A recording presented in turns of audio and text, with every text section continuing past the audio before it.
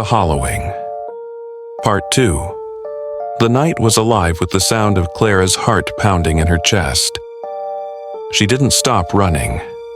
The shadows were closing in on her from all sides, following her every step. She could feel them pressing against her skin, whispering in her ears, their words twisted and impossible to ignore. Join us, Clara. She could hear Lila's voice again, but it wasn't Lila. It wasn't her sister anymore. It was something far older, something far darker. Clara's breath caught in her throat as she rounded the corner of the motel and saw Sheriff Hale waiting for her, gun drawn. Should have left it buried, he growled, his voice shaking with fear or anger. Clara couldn't tell. His eyes were wild, distant, like he wasn't quite seeing her, but something behind her. They'll take the whole town if we don't give them someone. Behind him, the shadows began to ooze from the trees, their forms liquid and shifting, like they were made of smoke.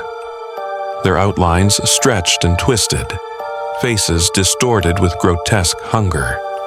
It was like the darkness had come alive, becoming something tangible, something that could consume, that could take. Clara's hand instinctively reached for the gas canister she had tucked under her jacket. She had to do something, anything, to stop them. She hadn't believed it when Elias Voss had told her the mine was a hive, a place where sacrifices had been made for over 100 years. But now she could feel it. The hollowing had begun, and Blackvale was already being consumed. The sheriff's voice broke through her thoughts. Don't make this worse, Clara. But Clara didn't listen. She backed away slowly, her eyes darting around for an escape, but the shadows were already closing in, cutting off her path. Her legs felt like lead, but she forced herself to move. There was only one place left to go: the mine. The shadows lunged at her, their dark limbs reaching like claws, but Clara broke into a sprint, heading straight for the mouth of the mine. Her breath came in ragged gasps, but she didn't stop, not for a second. She had to reach the mine. She had to find the truth about the hollowing. The mine had always felt wrong, but now, standing at its entrance, Clara could feel the weight of its malevolence. It wasn't just a place. It was an entity, alive and hungry. It pulsed, like it was breathing, like it was waiting for her. The darkness inside the mine seemed to pull her in, its black tendrils wrapping around her like a suffocating shroud.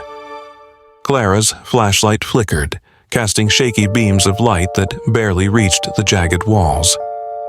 Each step she took felt heavier, as if the very air was thickening with dread. The deeper she ventured, the more oppressive the darkness became. It pressed against her skin, filled her lungs until she could hardly breathe. And then she saw it. A strange glow pulsed from deep within the mine, a spectral light that danced like fireflies. The walls of the mine were lined with cocoons, glossy, black, and shimmering like tar. Inside each cocoon was a face, distorted in agony, frozen in time. Clara's breath caught in her throat as she recognized them. Lila, Mr. Pritchard, the missing townsfolk. Their eyes were wide, staring into nothing, their bodies curled in a fetal position. The shadows weren't killers. They were collectors. They absorbed memories, identities, and the essence of the people they took. The faces in the cocoons were trapped, suspended in a nightmare, but their souls were no longer their own. They had been consumed, replaced by the hollowing. Clara's hands trembled as she held the journal close to her chest. The words she had read earlier. They walk among us, but they are not us. Now made sense. The shadows had taken the townspeople, replacing them with hollow shells.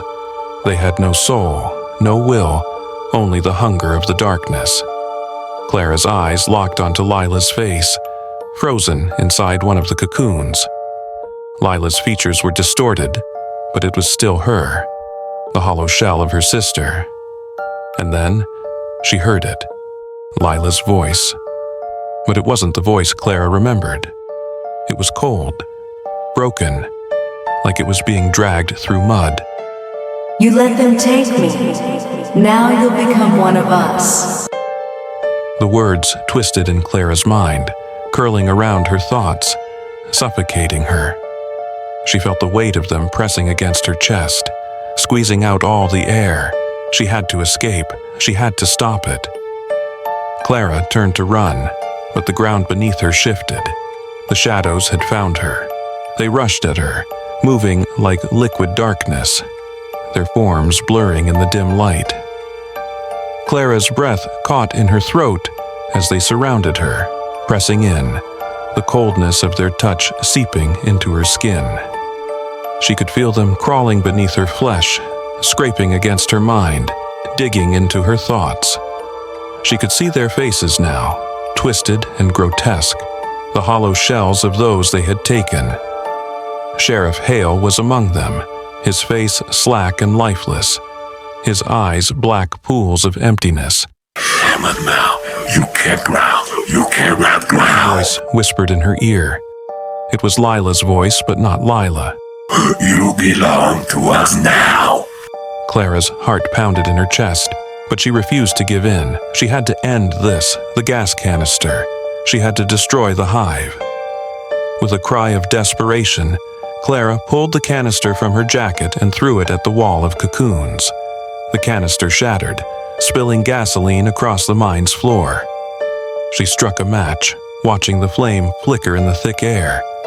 Then, with all the force of her terror, Clara hurled the match into the gasoline. The explosion was deafening. Flames erupted around her, casting the shadows into retreat. The air burned, hot and choking, as the fire consumed the hive, melting the darkness, dissolving the cocoons. The shadows screamed, a high-pitched wail that tore through Clara's bones, but it was too late. The fire had already begun to spread, and the hive was collapsing in on itself. But Sheriff Hale, he didn't run. He stood in the midst of the fire, his revolver aimed straight at Clara's chest. His eyes were cold, vacant, his body trembling as the shadows crawled over him, dissolving his flesh into ash. The gunshot rang out. Clara's chest exploded with pain as the bullet pierced her side, and she fell to the ground, gasping for breath. Her vision blurred, the world around her spinning. As the flames roared, the shadows dissolved into smoke, their bodies melting away like ink in water. And then, everything went black. 2 weeks later, a backpacker wandered into Blackvale, following the faint trail of abandoned roads and decaying buildings. The town was a ghost town. Silent, empty, as if it had been erased from existence. The diner was still standing, though its windows were shattered and its door creaked open with the wind. Inside, a coffee cup sat half full on the counter, the steam rising in the still air. The backpacker glanced around, unnerved by the emptiness. But the strange hum in the air kept pulling him forward. He turned toward the radio, which crackled with static before a voice broke through. Multiple missing persons in neighboring Brookshire. Authorities are investigating. Outside, the sun set behind a thick blanket of clouds, casting the town in eerie shadow.